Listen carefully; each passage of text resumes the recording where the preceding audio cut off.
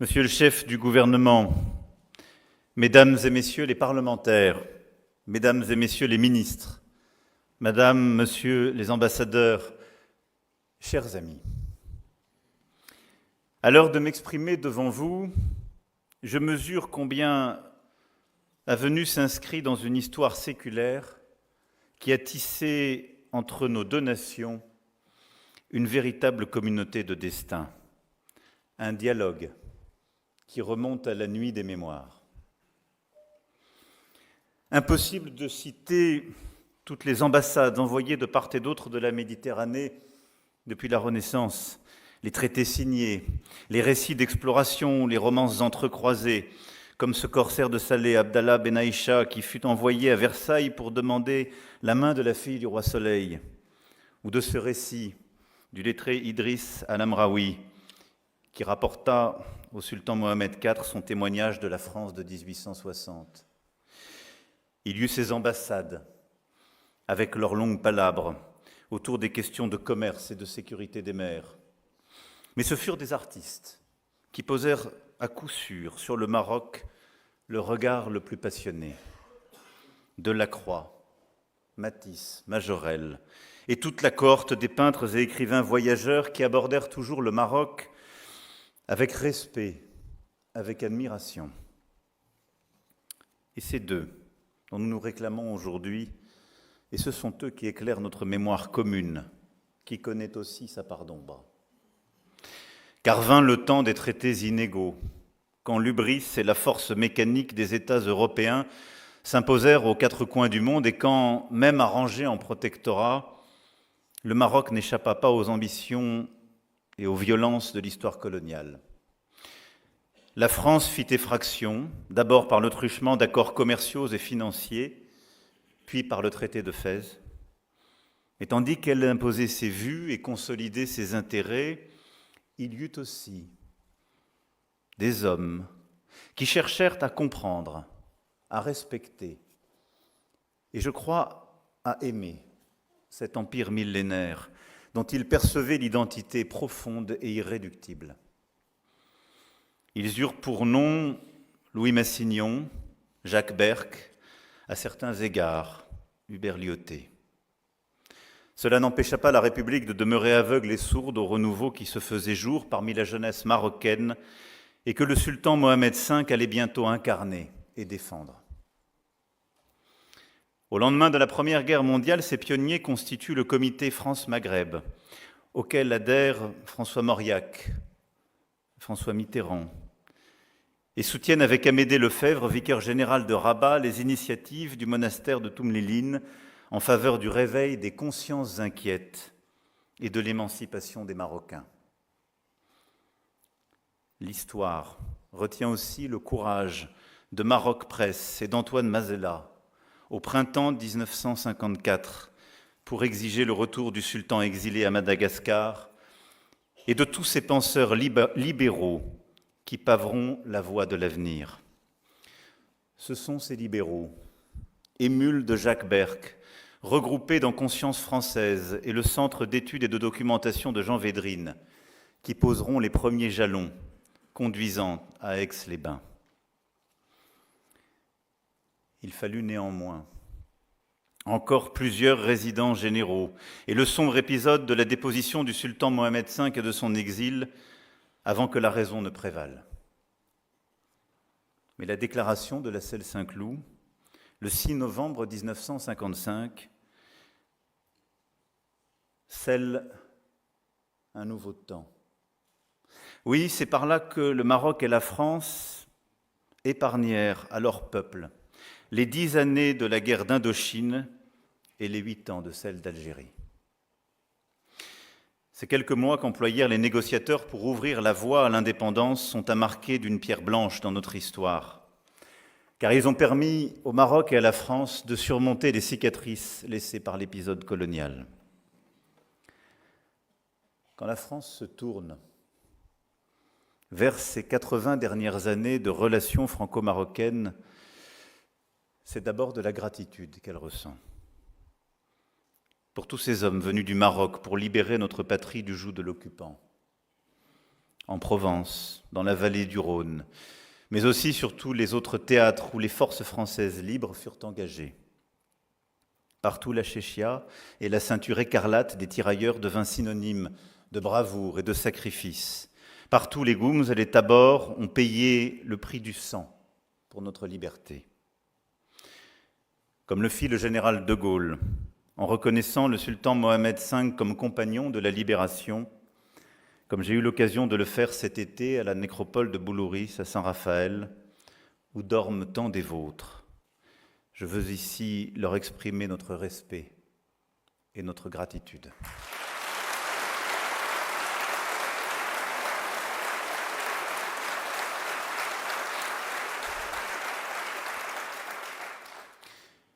Il y eut le temps du sang versé, le temps des héros et de la guerre. Il y eut ensuite celui des forces vives de la paix. Ces dizaines de milliers et bien plus encore de Marocains qui contribuèrent, après la guerre, à la reconstruction de la France et à son industrialisation.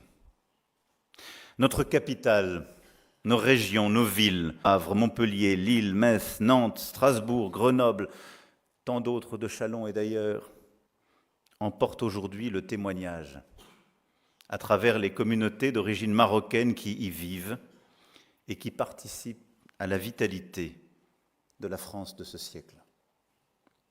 Combien d'élus, d'entrepreneurs, d'artistes, de sportifs, dont l'histoire familiale, les patronymes, les valeurs spirituelles aussi, incarnent ce que le Maroc a apporté à la France pour qu'elle devienne ce qu'elle est aujourd'hui. Ici, au Maroc, la France est demeurée depuis l'indépendance le partenaire fidèle des évolutions de la société. La communauté française, dans sa diversité, y demeure la plus importante en Afrique. Nos 44 établissements scolarisent près de 50 000 élèves, dont une immense majorité de Marocains. Aux quatre coins du royaume, nos instituts français accueillent tous ceux qui, à un titre ou un autre, y recherchent une perspective. Apprendre notre langue, se préparer à étudier en France, se frotter à des artistes ou participer à des débats. Enfin, la communauté étudiante marocaine est la première dans l'Hexagone.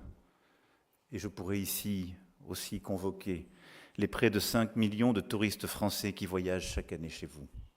Oui, de part et d'autre du temps et des mers, lorsque l'on parle du Maroc et de la France, il faut voir et il faut dire que nous ne sommes pas tout à fait étrangers l'un à l'autre. Et pas seulement parce que les années d'Al-Andalus ont fait de l'Espagne et du sud de la France un terreau d'échange avec votre culture. La Giralda de Séville, les Éliges bleues et les patios ouvragés du sud en restent toujours le somptueux témoignage architectural. Mais parce que nos poètes même l'ont placé au cœur de nos imaginaires. Les vers du fou d'Elsa sont l'écho lancinant d'une passion franco-marocaine qui ne passera pas et qui s'est un temps incarnée dans ce territoire andalou qui n'était ni tout à fait l'Europe, ni tout à fait l'Afrique. Dans ce pays d'or et d'argent, travaillé comme une timbale, pour reprendre Aragon, où tout revêt ses habits de bal, les champs, les villes et les gens, et où l'air a le parfum des cymbales dans ce pays d'or et d'argent. Pour mes compatriotes, le Maroc jouera toujours un rôle à part, de porte, de passeur vers l'Afrique, une Afrique rêvée, autant que l'Afrique charnelle, humaine, tangible. Et il faut voir la passion que nourrissent nos lecteurs français pour des romanciers franco-marocains. Plusieurs nous accompagnent ici, Pierre Assouline, Abigail Assor, mais je pourrais convoquer aussi Tahar Benjeloun, Abdelatif Lahabi, Leila Slimani, lauréat de nos prix Goncourt et favori du cœur des Français. Comme si votre terre était par excellence un territoire de littérature. La réalité marocaine est si complexe, si riche, si contradictoire qu'elle fournit en permanence matière à fiction, avance Tahar Benjeloun, élucidant peut-être un peu du secret de cette vitalité de vos plumes. À l'heure où nous avons, avec Sa Majesté le roi Mohamed VI, décidé d'écrire un nouveau livre ensemble, je veux partager avec vous ma certitude que ces liens vont aller se renforçant sans cesse. À cet égard, je remercie Sa Majesté le Roi pour les paroles fortes qu'il a prononcées ici même, le 11 octobre dernier, à l'égard de la France.